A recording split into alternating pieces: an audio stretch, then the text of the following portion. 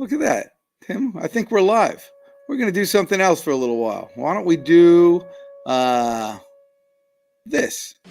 You got one life, for crying out loud. You might as well just give it all you got. The Deej, Dan Jordan. Your daily dose of reality. Your daily dose of the Deej. I can't believe I'm saying this, but I need my daily dose of the Deej. I make the news. I don't watch the news. I'm a leader. The Sales Energizer, Dan Jordan. Listen, don't worry how to sell, baby. Worry about why people buy. And it's fun. You don't need a 5-hour energy. All you need is the Sales Energizer. Just when I think it's not going to be as fun as the one before, each one gets successfully better. What's the word I'm looking for? What's it going to take to get you into this car today, huh? And now, please welcome the Sales Energizer, Dan Jordan. Boom! That's exactly it. Do that. Uh-oh, I forgot to do this. Boom! That's exactly it. All right, guys, I'm trying once again with the fire marshals out there screaming. There must be like a World War II armed attack right now. You can't hear it, but I can. Anyhow, my man, Chris Stone, unable to make it, so once again is allowing me to have the reins here. Just remember, anybody can comment and say anything they want. We're going to talk about awesome stuff today regarding sales, life, and make everything better.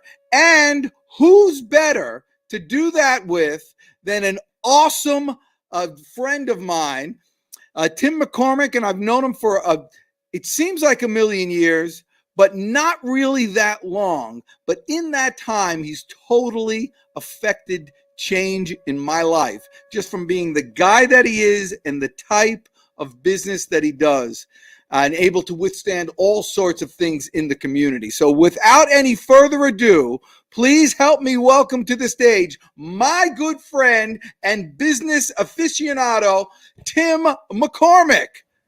And I'll figure out how to do this in a second. Boom, there we go. You see, you couldn't prepare enough.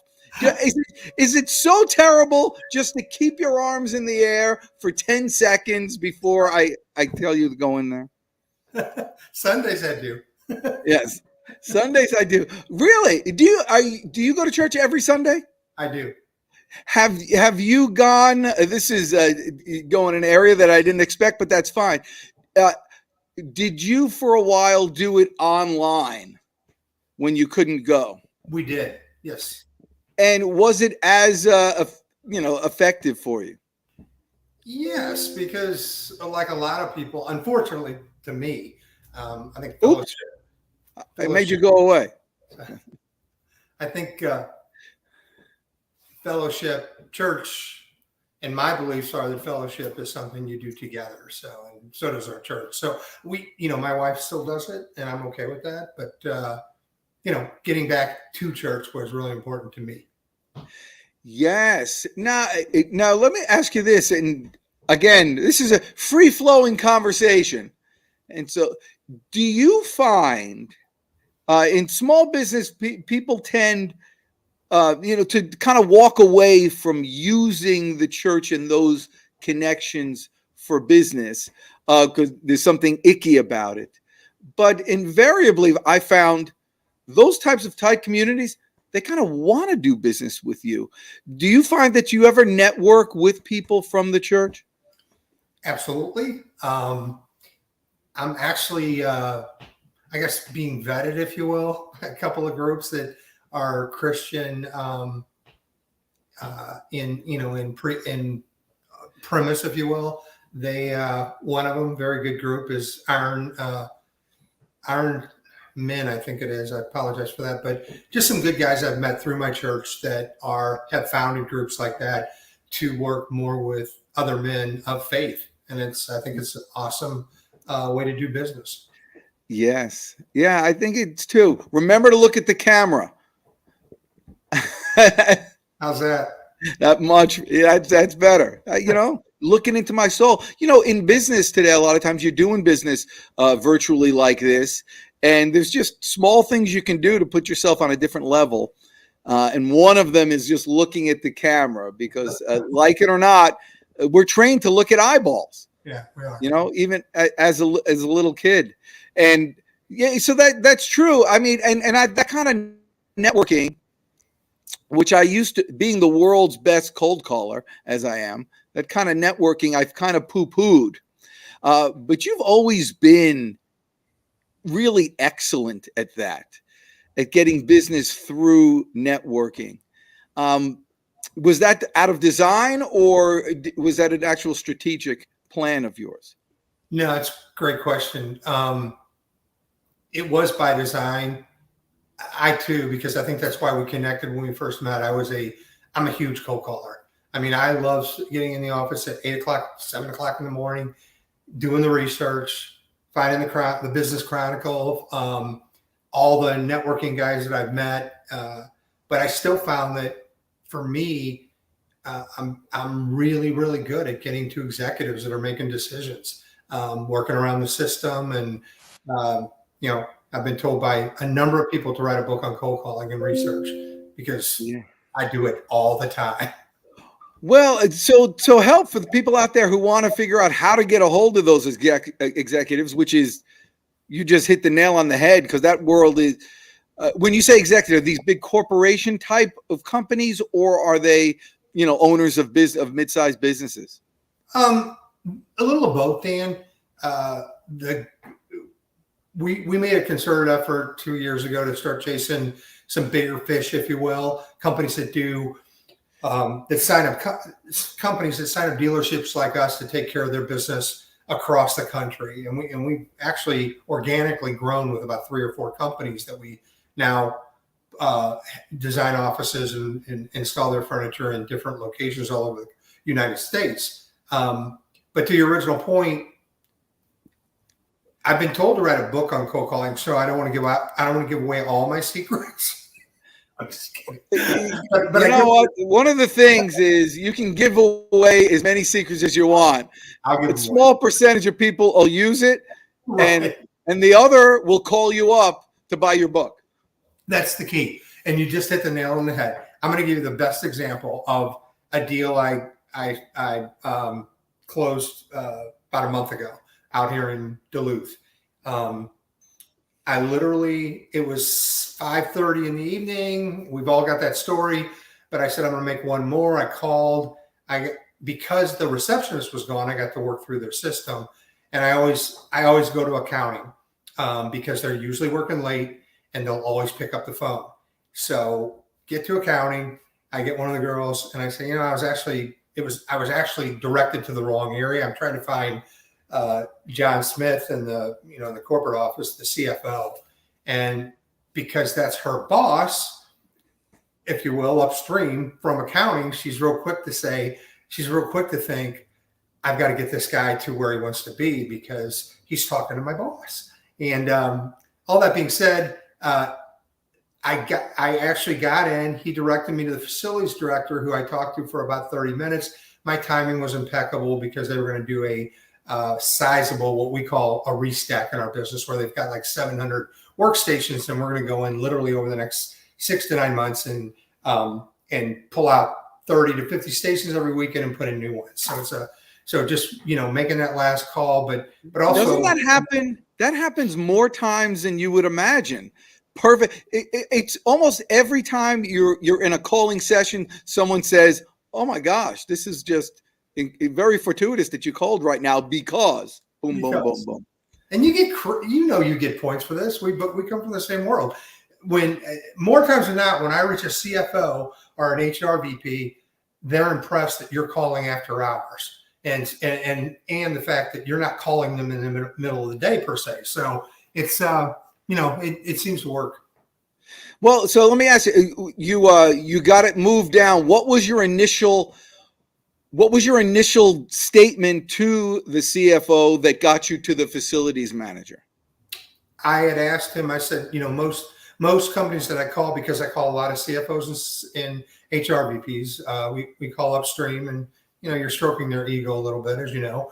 I know if anything's going to be purchased for capital expenditures or general expenses that's going to come out of this office. I'm just trying to find out if there's if you guys are looking at doing anything with your facility in terms of furniture, because we sold them that. I said, because we sold you that furniture 10 years ago. And that was the key. And he said, oh, he goes, well, this stuff is really worn well. And I said, yeah, we'll try to resell it for you too, to get some money back on the deal for you. And he said, well, you need to talk to, Sheila. And so he put me into Sheila's office. Sheila was there, and Sheila and I talked for 30 minutes about what they want to do. And she said, you need to get in here Tuesday so we can talk about it. That's awesome. Well, now you said you originally started with the research. What kind of research? Well, I mean, typically when I just stack up the chronicles every week. I'm fortunate to have some 2 or 3 real estate executives that I kind of work with and help their tenants on occasion. And then anytime I find a tenant or someone looking for space, I'm quick to return the favor to them. And so we've got a pretty good thing going there. I do a lot of research online where I just go out to companies and I read, whether I'm reading the Business Chronicle online or I'm reading about that company. It's important for me to get that all done in a day. So there's a lot of research where I'm just reading about companies, taking notes. So I've got some buzzwords and some information that when I call into that company, you can find the CFO on LinkedIn or wherever you want to find them. But when I call into the company, to know what the company does and know what their mission statement is and be able to talk as if I've done my research on the company.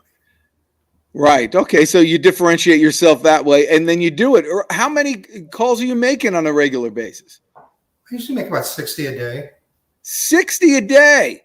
Yeah. You know what Sarah says? Great job. Yeah, I mean, if you start at 8, because you're going to have some voicemails. On average, it's going to be anywhere from a 2-minute call working through a system to maybe a 10-minute call. But it averages out. So. How do you make of these? I mean, this is big because people would think I can't meet a director of HR or a CFO or can't get there by the phone. How are you getting the telephone numbers? Are you calling the main line? Either we'll go to LinkedIn because I've got a couple other folks that are doing it as well. We'll either go to LinkedIn, read through their LinkedIn profile, see if there's a number on the contact sheet. A lot of times there's not. Then it's just calling in direct. And by then our media group, if you will, or they've already sent like 2 postcards out. So we're always about a week to 2 weeks behind the postcards, but the postcards are goofy and they come out, we direct mail them, and then we go in, and then when I call in, I say, oh, we sent you some information. And she says she remembers getting it. And then I tell her my purpose for the call. Okay. So it's not just a blind phone call. There's some stuff that you effectuate before you actually make the call, which is dynamite. All right, go. So you have an actual marketing plan. I think that's the key. You're not haphazardly doing it. You have an actual marketing plan. What's good about sending out those postcards and things is that you've already spent the money for that. You've already invested in that. You don't want to mess it up by not making the calls. You're kind of forcing yourself to do it. Yeah, you better. I own the program, and two of our other employees that Carol does a fantastic job. My mother-in-law on getting the postcards out and into the market, and now we're going to have to step up and go to a print shop that's going to help us send more cards out, just because we want to spread our girth a little bit. I think that's excellent, and just go on from there. No, you never told us what do you actually do? Me personally? Well, what did the company do? I did not, did I? Business Transition 360 was kind of born out of the office relocation industry, because I spent 25 years with United Van Lines, building my own book of business, and then managing field offices that were doing corporate relocations of employees and corporate relocations of businesses, if you will. So it's Business Transition 360. We did that for 2 years, did a lot of project work, and then realized, hey, we had a client that actually said, did you ever think about selling furniture? And I said, no, we really didn't. So we did a little research, and about a month later, I went back there and said, hey, we're a dealership now. And we started selling furniture in about about a second year of business. That's awesome. And so you've been doing this forever then. I came out of the corp. I was transferred down here from St. Louis, Missouri.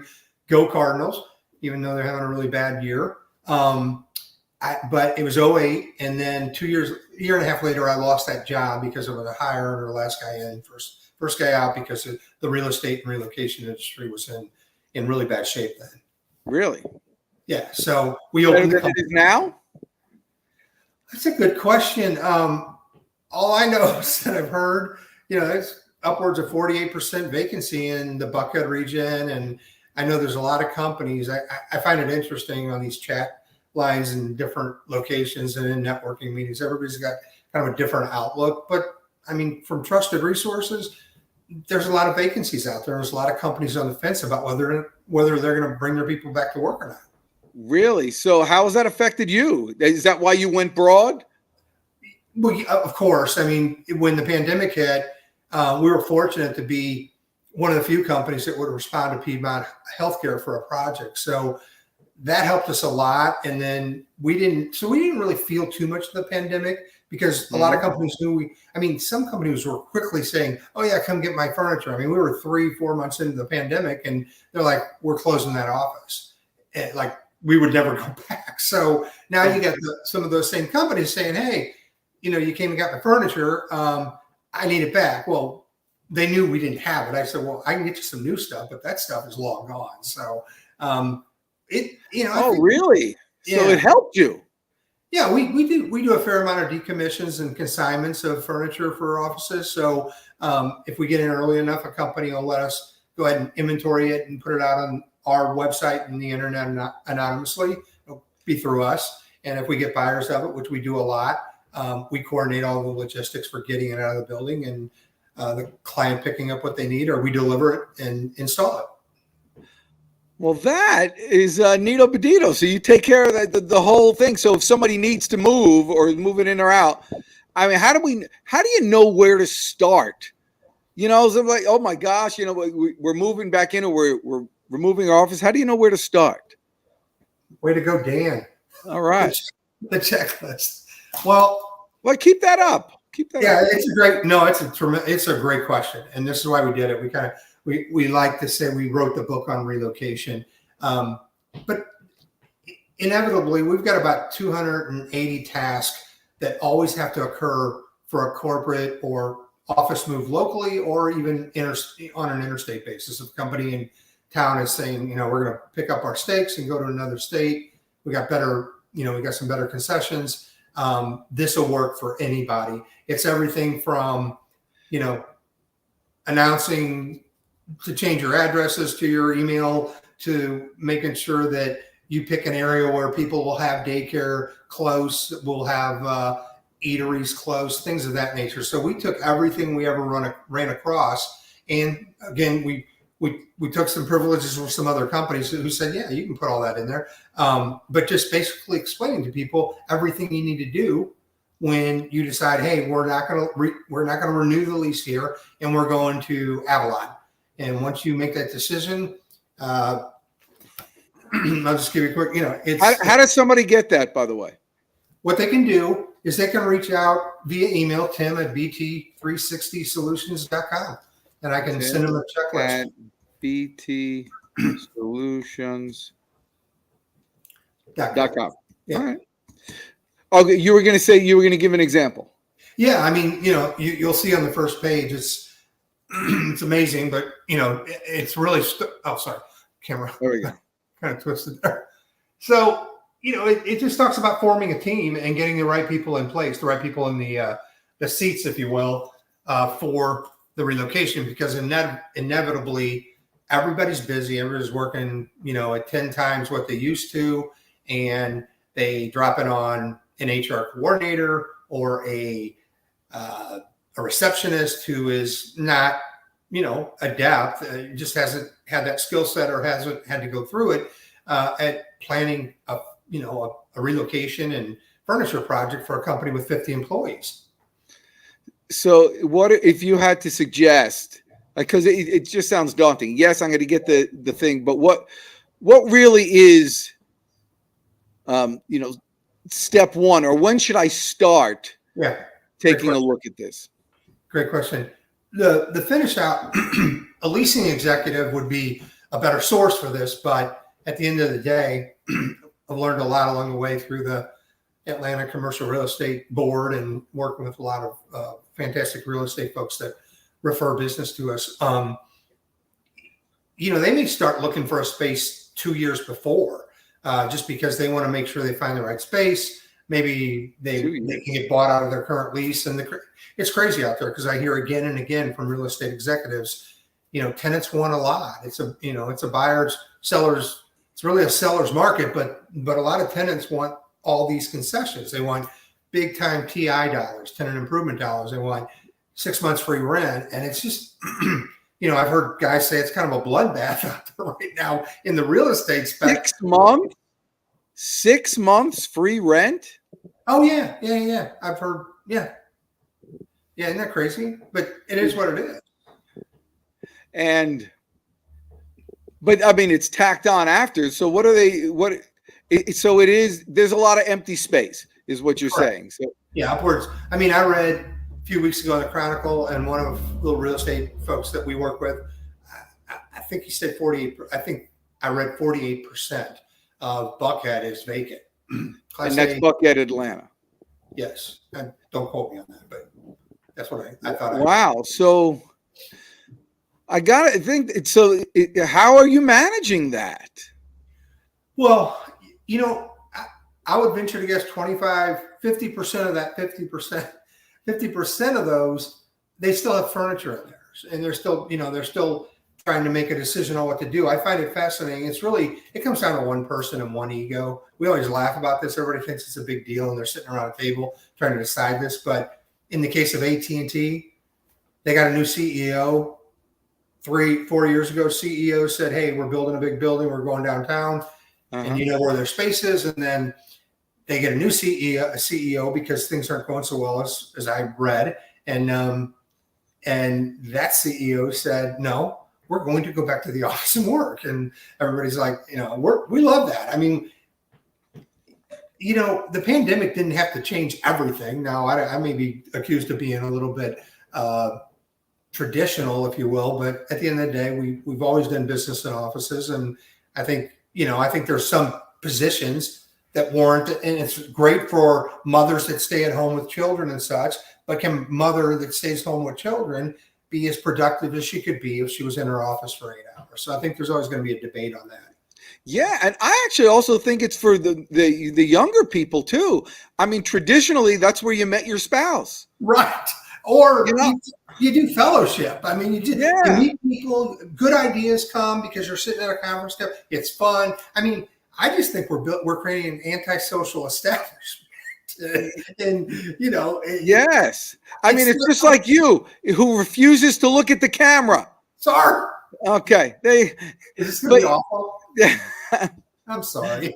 No, don't be sorry. It's fun. So, actually that's something that I do. And when I'm doing coaching, I constantly, people ask, how do I build this type of, camaraderie that's competitive but friendly, and how to do that? I go, man, you need to get around a table and you just with the boss, and it's like bagels with the boss, sit down, and everybody gets to fetch and kibitz and talk and just work it out and laugh at each other and make fun of everybody. Well, just do it. No, you're right. And I'm reading this great book about EOS. It's a franchising system for. Yeah. You're familiar with the operating system with the rocks and the pebbles and the backside and the meetings, and you take away and you. Oh my gosh! Yeah, it's very systematic. People have got to be in the right place and all that. Right. I'm saying it jokingly, but the companies that use EOS are more successful than the companies who don't. Right. And we're in the process of kind of evaluating that. Yeah. In that process, a good friend of mine that we've done business with, and he helps us with our postcard program, is Buck Blue Printing. A little shout out to David Lopez. And but David's a good man. He's running a pretty good shop over there, and we recently relocated them and furnished their offices. But yeah, I like the concept. I like what I've read so far. I'm only about halfway through the book. But that all brings you back to, you can't do that with disparate parts. I don't agree with the idea that you can do that virtually. You can't get to where you want to be. I may be dead wrong. A lot of companies are doing it, but at the end of the day, I come from a corporate world. I was always in an office. Well, it is the I'm trying to share a screen to see if this will work. I could give your friend your Buck Blue Printing. Look at this. Hey, you see how I roll? Look at that. Man, That's experience. I That's put him awesome. up there. I don't put you up there. But here's the thing. You ought to remember, you get to choose the culture and the company. It's your company. You Right. get to figure it out. If you want to be the type of company that works remotely and has that kind of attitude, go ahead and do it. Not one is better than the other, but Yeah, you're right. it's got to fit you. I have a couple of types of companies that I work with, the more service-based companies, roofers, installers, HVAC, plumbing type of people. When they're salespeople, man, those big, we do a lot of Zoom stuff and, a lot of coaching and training there, but get all together in one room, it's a whole different atmosphere and feeling and excitement. And so a combination of that is all, but I know the EOS system, they come in and talk to you, or more importantly, take some people away from the office environment, Right. and do like these little retreats, Yeah. which are cool. It's a commitment and their goal. That's good. So you're really building a team there. Yeah. How are you guys doing business wise? Tell me what it looks like. Great question. We're a pretty transparent company, short of telling you specifically what we do in revenue, but we hit kind of a lull there in, let's say, really May, June, July. And then, we didn't redesign the calling and program, but there were some specific metrics that I wanted to put into it. And since we've been doing that, my other half, who runs the other half of the business, the finances and the operational side, Cassie, who's fantastic. We finally put ourselves in a position to grow the company beyond that small business designation, if you will. And and we're seeing the fruits of our labor. Our September's going to be crazy for bookings, and then October's, we landed 3 or 4 significant opportunities for the company in the last 2 weeks. So it's been good. Oh, that's so exciting. That's great. So you figured out a way to scale. Yes, we're talking with a couple of folks that could take on some roles here, January 2024.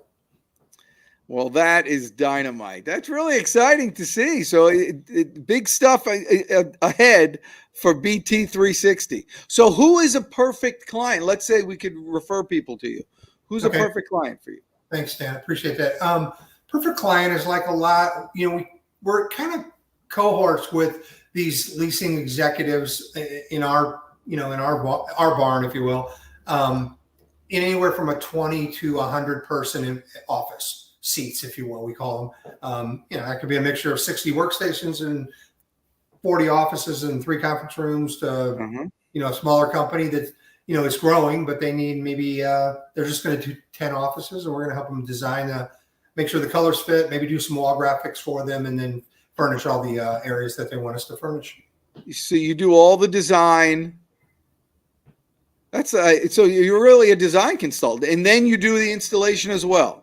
We don't do as much design as design shops, and we prefer that if a designer's involved in a deal. Okay. But we do, I'd say of 500 opportunities a year, we'll probably have design consult on maybe 40% of them.